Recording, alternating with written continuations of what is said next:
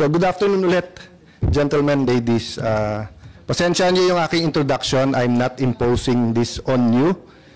This is my personal code, di ba? So more than being Alang Cayetano or a senator, a former Secretary of Foreign Affairs or former Speaker or Congressman, I believe I'm an ambassador of the Lord Jesus Christ, di ba?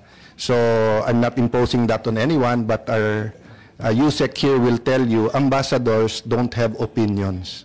Kung ano ang sinabi ng principal nila, yun ang iyong opinion. Hindi ka pwede magsariling opinion.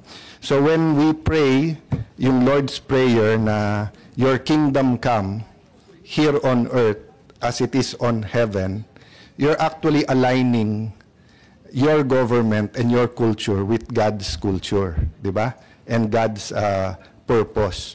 Yung pinakasimple is, do good or promote good, prevent evil. Parang sa police din, Sir Marbil, di ba, na prevent evil, do good. Saan nagkakatalo? Nagkakatalo dun sa mga pro-Duterte na the drug war was a war for peace and order.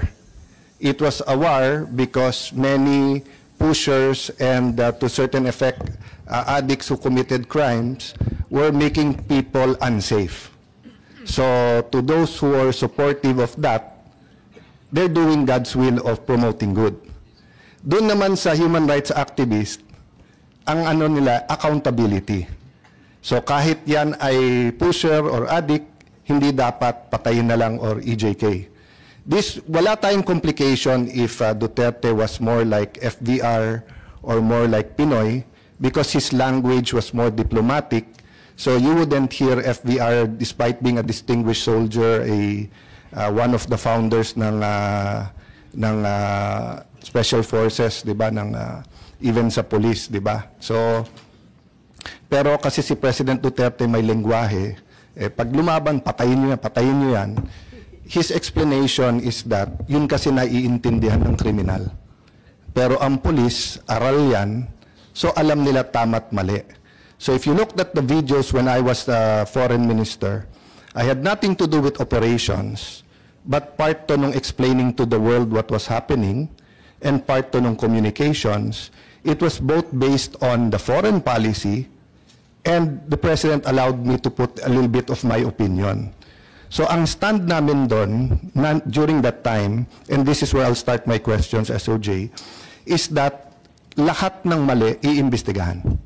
So the only way that President Duterte will have a chance to show na walang systematic culling of addicts, extrajudicial killing, walang crime against is individual, one-on-one investigations. What confused everything during that time? First, meron po kasing issuance ang sila Secretary de Lima noon, ni-redefine nila yung extrajudicial killing.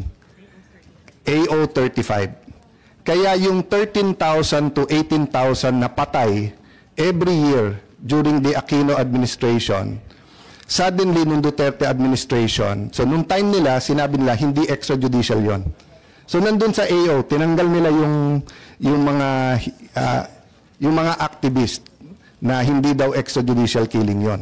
So pagdating ng Duterte time, basta't patay at hindi natural causes, extrajudicial. Okay? Pero klaro din naman na dumami din because nga, once you started the campaign, meron talagang away among the syndicates, meron, from the start, Duterte said, meron politiko, meron police, may businessman, lahat yan may involved sa drugs. And no one of us naman doubted that. Ang question lang, yung due process sa mga police at politiko dun sa drug war. So, klaro tayo dun. So, eto lang yung question ko.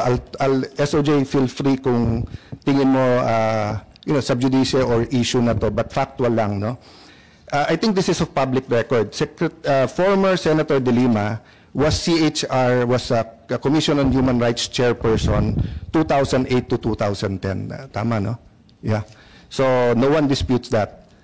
Sa pagkaalam ko, wala siyang final during that time na siya'y CHR. So, I'll just check that, Madam Chair, and then submit it to the committee. But ang pagkaalam ko, walang case. Okay. But eto siguro masasagot ng DOJ kung hindi ngayon, just forward the answer.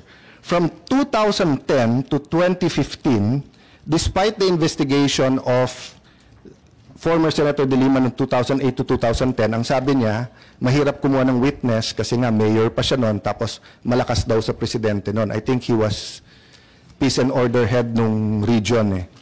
But 2010 to 2015, siya ang DOJ secretary. Sa pagkaalam ko, wala rin siyang final na case. To your knowledge, may final ba ang DOJ noon or special prosecutor against Duterte ng 2010? I have no idea, sir. Can we double check? I will double check, yeah, sir. okay.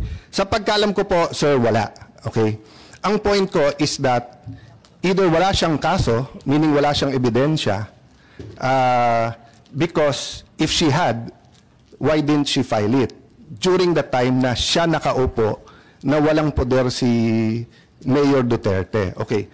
Fast forward, 2016, September pa lang, so June 30 kami naging senador. Siya, I was an incumbent noon. July, last week of July ang third week ang SONA. So July, August, September. No?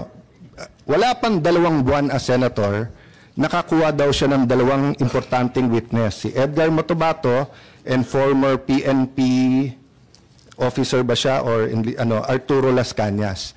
Again, I won't make a judgment here as far as the 2 witness. But dito niya ginawa. Okay? Again, no cases filed. And yung pagkagawa ng hearing was very political.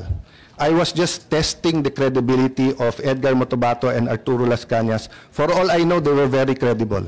Pinatayan ako ng mic dito sa sesyon. Inagawan ako ng mic, ini-intimidate ako. And although namagitan si Senator De Lima, hindi niya sinensure, hindi niya pinagalitan yung umalis ng mic. And anyway, history is the record. Ang point ko, still they did not file cases dito sa Pilipinas. Pero hawak nila yung 2. Sabihin mo nang walang mangyayari, I don't agree, but sabihin mo walang mangyayari kasi panahon ni President Duterte yon. So again, fast forward, no? From 2022, June 30, when President Marcos took over in Marcos administration, to present, do you know of cases filed against President Duterte, whether it's murder or crimes against, in the Philippines? I think Senator Sonny Trillanes filed cases. Okay. So, but this went to the office of the Prosecutor General, who immediately forwarded the said cases without going to my office to the Ombudsman.